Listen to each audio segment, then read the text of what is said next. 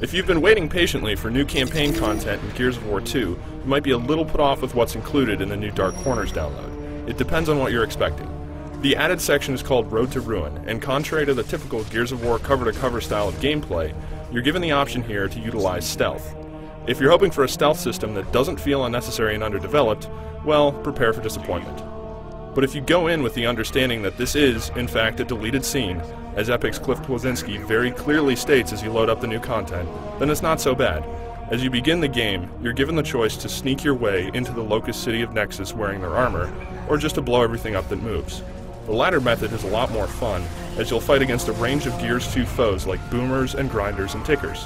It's not all that huge a chunk of content, so expect to move through it pretty quickly. As for the story, it doesn't do much to enhance any aspects of what was already in Gears 2, as limited as that was. It takes place right after the incident with Maria, and though there are a few dialogue sequences, they don't really convey much. In other words, it feels very much like deleted content. Head, arms, body, I don't care. Just lead the way. Fortunately, there are 7 new multiplayer maps included in Dark Corners, all of which seem to be pretty interesting.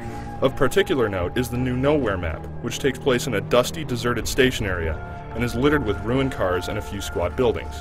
The relatively open space across the map's center and opportunity to climb up to a roof makes for some brutal scenes of slaughter as players charge around, though temporary cover is provided by frequent sandstorms that greatly limit visibility.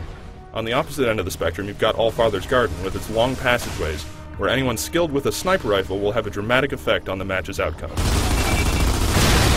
Smaller maps like War Machine, Waystation, and Sanctuary contrast sharply with the dizzying sprawl of the Highway map.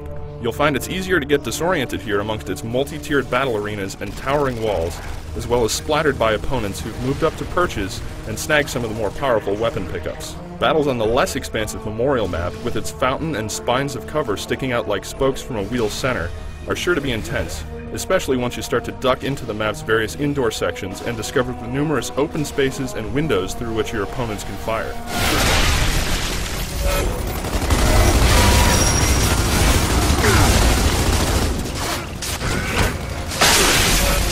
So if you're still playing Gears of War 2 online, is it worth 1,200 Microsoft points to get the Dark Corners DLC? Well, yeah, since the new maps will definitely add to your experience. If you don't really care about Gears 2 Online and were just curious about the new campaign chapter, then I'd recommend you pass on this one. I'm not saying that Road to Ruin should have remained unreleased, since it's still some great action gameplay, but it's not something worth handing over your dollars for if you're already familiar with the franchise. For the full written review, head over to IGN.com.